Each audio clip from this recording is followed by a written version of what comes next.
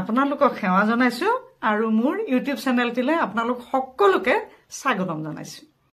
আজি মই ছাগলী মাংসৰ কচা বনাব ওলাইছো। এই কচা বনাবৰ কাৰণে মই 1 কেজি ছাগলীৰ মাংস, 1 কেজি ছাগলীৰ মাংস সুন্দৰকৈ মই ধুই পখালি লৈছো। জোখমতে অলপ নিমখ দিলো, অলপমান হালধি দিলো, অলপমান চিলি পাউডাৰ দিলো আৰু অলপমান মই মিঠাতেল দিলো। এতিয়া মই এইটো সুন্দৰকৈ সানিম। আৰু আপোনালোক যদি মোৰ চেনেলটোলৈ প্ৰথমবাৰ আহিছে তেতিয়াহ'লে please subscribe my A to Z tasty kitchen আৰু লাইকছ কমেণ্টছ কৰিব আকৌ কেনেকুৱা পায়। এয়া চাওক কি সুন্দৰকৈ সনা হৈ গৈছে, সুন্দৰকৈ মঠা হৈ গৈছে এইটো। এতিয়া মই এইখিনি কি কৰিম, এনেকৈ ঢাকি 2 ঘণ্টা সময় মই ৰাখি থ'ম।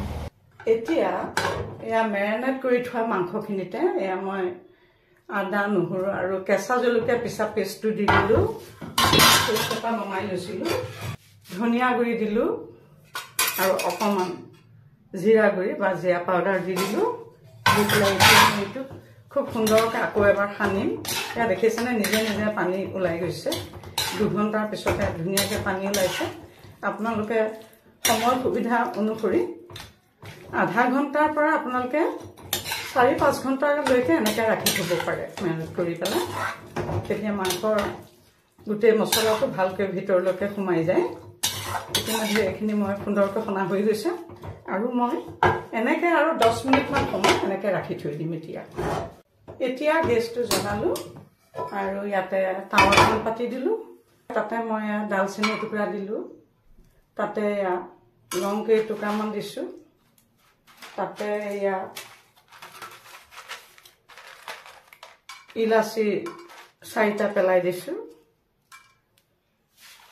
তাতে কেইটামান জালুক দি দিলোঁ, জুইটো ল' ফ্লেমত ৰাখিছোঁ। কেইটামান গোটা ধনিয়া দি দিলোঁ, তাতে কেইটামান জিৰা গুড়ি দি দিলোঁ গুটি দি পেলাই। এতিয়া এইটো মই অকণমান সুন্দৰকৈ ভাজিলোঁ। অকণমান গৰমাই ভাজি ল'লে ইয়াৰ সোৱাদটো ভাল হয়, গোন্ধটো ভালকৈ আহে। ইয়াতে জলকীয়াৰ বাকলি অলপমান গুচাই লৈছোঁ কালাৰ উঠিবৰ কাৰণে। গুটি নাই দিয়া, ইয়াতে গুটি আঁতৰাই লৈছোঁ। এতিয়া গেছটো লাহেকৈ মই অফ কৰি দিম। ইতিমধ্যে এইখিনি মচমচীয়া হৈ গৈছে। এইখিনি মই এতিয়া পেষ্ট কৰি ল'ম। ইতিমধ্যে চাওক মছলাখিনিৰ কালাৰটো কিমান সুন্দৰ হৈছে, কিমান লোভনীয় হৈ গৈছে। এতিয়া মই কি কৰিম, এটা বাতিত ডাঠ দৈ মই 4 চামুচ লৈ লৈছোঁ। সুন্দৰ ডাঠ দৈ। এয়া দেখিছে, এই মছলাখিনি ডাঙৰ চামুচৰে 2 চামুচ মছলা মই ইয়াতে এড কৰিলোঁ। কৰি এইটো মই সুন্দৰকৈ এতিয়া পেষ্ট কৰি ল'ম। যিহেতু এইটো সনাই হৈ গৈছে, গতিকে ইয়াত মই এক্সট্ৰা পানী নিদিওঁ। যদি সনা নহ'লহেঁতেন আপোনালোকে দৰকাৰ হ'লে অকণমান পানীও মিহলাই ল'ব পাৰিব। এইটো সুন্দৰকৈ ইতিমধ্যে সনা হৈ গৈছে, গতিকে মই ইয়াতে পানী মিহলি কৰা নাই। গেছটো জ্বলাই এটা কেৰাহী পাতি দিম মাংসখিনি বনাবৰ কাৰণে। কেৰাহী গৰম হোৱাত ইয়াতে মই অলপ সৰিয়হৰ তেল দি দিলোঁ।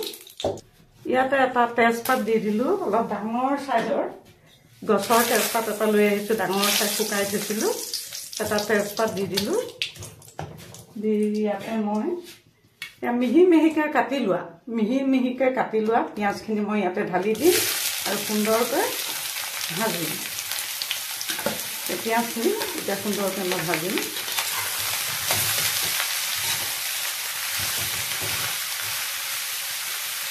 ইয়াতে অলপমান মই হালধি দিছোঁ পিঁয়াজখিনি জোখাৰে আৰু অলপমান নিমখ দিছোঁ। পিঁয়াজটো সোনকালে সিজিবৰ কাৰণে অলপমান নিমখ দি দিলোঁ। এতিয়া মই এইখিনি সুন্দৰকৈ লাহে লাহে ভাজিম। ছাগলী মাংসৰ কচা বৰ সুন্দৰ এটা ৰেচিপি হয় আৰু বিয়া বাৰুবিলাকত, বিয়া সবাহত এই কচাই বনাই অতি সোৱাদযুক্ত। আমি সকলোৱে খাওঁ নহয় জানো। গতিকে সেই ৰেচিপিটো কেনেকৈ বনাই আমি ঘৰত খাব পাৰিম তাৰ বাবে মই এই ৰেচিপিটো লৈ আহিছোঁ আজি আপোনালোকৰ আগলৈ। এতিয়া এখন সাফনি দি অকণমান ঢাকি দিম। এয়া চাওক, পিঁয়াজখিনি অকণমান ৰঙচুৱা কৰি গৈছে, অকণমান সিজা আৰম্ভ হৈ গৈছে। এতিয়া মই ইয়াতে অলপমান এয়া চেনি এড কৰিলোঁ। এই চেনিটো সোৱাদ হ'বৰ কাৰণে নহয়, পিঁয়াজৰ কালাৰটো পিঁয়াজ ভাজি থাকোঁতে যদি চেনি দি দিয়া যায় তেতিয়াহ'লে কালাৰটো অতি সুন্দৰ হৈ উঠে। সেইটো কাৰণে পিঁয়াজ ভাজি থাকোঁতে অকণমান চেনি দি দিলে তেতিয়া মাংসৰ কালাৰটো সুন্দৰ হৈ উঠিব। পিঁয়াজখিনি কালাৰটো সুন্দৰ হোৱাৰ লগে লগে এতিয়া মই এইখিনি এনেকৈ সুন্দৰকৈ ভাজি লওঁ। অকণমান ঢাকি দিম। এতিয়া ইয়াতে মই আদা নহৰুৰ আধা পেষ্ট ৰাখি থৈছিলোঁ, আদা নহৰু আৰু কেঁচা জলকীয়া, সেইখিনি মই এতিয়া পেলাই দিলোঁ। দি এইটো সুন্দৰকৈ আৰু পাছতকৈ ভাজি পিঁয়াজৰ কালাৰটো ভালকৈ ৰঙচুৱা নোহোৱালৈকে মই ভাজিম। 2 মিনিটমান সময় লাগিব। ইতিমধ্যে চাওক পিঁয়াজখিনি ৰঙচুৱা হৈ গৈছে। অকণমান তলতে কেৰাহীতে কালাৰটো সুন্দৰকৈ লাগিছে, তাৰমানে পিঁয়াজখিনি ভজা হৈ গৈছে ইতিমধ্যে। এতিয়া মই ইয়াতে অকণমান এয়া ৰেড চিলি দি দিলোঁ, দি অকণ লৰাই দিলোঁ। দি পেলাই মই এতিয়া কি কৰিম চাওক, ইয়াতে এই মাংসখিনি লাহে লাহেকৈ ঢালি দিম। পিঁয়াজৰ ওপৰতে মাংসখিনি এতিয়া মই ঢালি দিম। মাংসখিনি ঢালি দিলোঁ। সেইখিনি সুন্দৰকৈ মই লৰাম।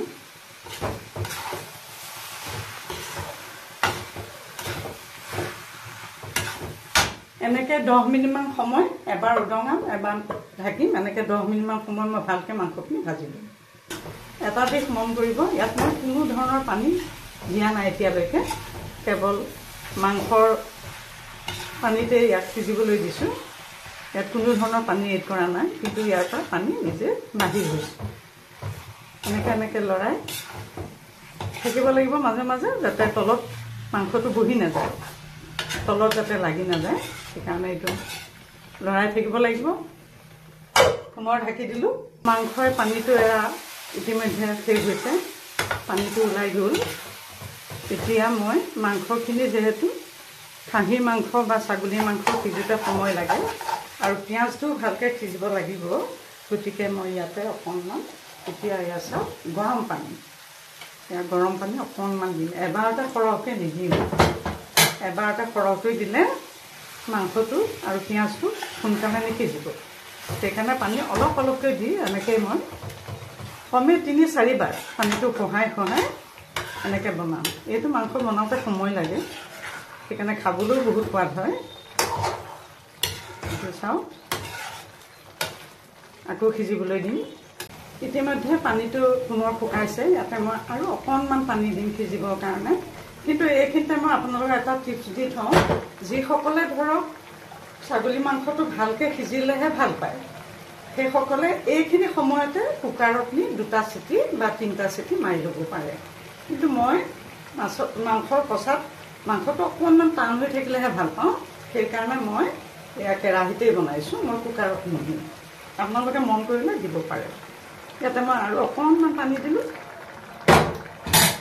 পানী দি পুনৰ এয়া কিমান সুন্দৰ হৈ গৈ আছে চাওকচোন, কিমান সুন্দৰ হৈ গৈ আছে। পুনৰ অকণমান আকৌ লৰাই আকৌ উতলি সিজিবলৈ দিম। মাংসটো ভালকৈ সিজিব লাগিব, তেহে খাবলৈ ভাল হ'ব, নহয় জানো? গেছটো মিডিয়ামৰ পৰা হাই ফ্লেমতে ৰাখিব। ইতিমধ্যে এইখিনি সুন্দৰকৈ সিজি উঠিছে। ইয়াতে মই বটি থোৱা মছলাখিনি, বাকী থকা মছলাখিনিও ইয়াতে ঢালি দিলোঁ। দৈ আৰু মছলাৰ পেষ্টটো মই ইয়াতে সুন্দৰকৈ ঢালি দিলোঁ। পুনৰ লৰাই দিলোঁ। পুনৰে লৰাই অকণমান সিজিব দিছোঁ। এনেকৈ মই আৰু 5 মিনিটমান সময় মই এনেদৰে সিজিবলৈ দিম। ইয়াতে মই কেইটামান কেঁচা জলকীয়া পেলাই দিলোঁ, অকণমান গৰম মছলা পেলাই দিলোঁ সুদূৰ শেষত, আৰু অকণমান কেঁচা ধনিয়াৰ পাত লৈ আহিছিলোঁ গছৰ পৰা, বাৰীৰ পৰা এয়াও কেইটামান মই কাটাই দিলোঁ ইতিমধ্যে চাওক কি সুন্দৰকৈ এয়া মাটন কাঁচা প্ৰস্তুত হৈ গৈছে এটা অতি সুন্দৰ ৰেচিপি এয়া চাওক কি সুন্দৰ এটা ৰেচিপি খাবলৈও কিমান সোৱাদযুক্ত দেখিবলৈও কিমান ধুনীয়া দেখিছেনে গতিকে এই সুন্দৰ ৰেচিপিটো আপোনালোকেও এয়া সুন্দৰকৈ বনাই খাব আৰু এটা নতুন ৰেচিপি পুনৰ আপোনালোকৰ আগলৈ লৈ আহিম তেতিয়ালৈকে আপোনালোক কুশলে থাকক সুখেৰে থাকক শান্তিৰে থাকক আজিলৈ ইমানতে সামৰিলোঁ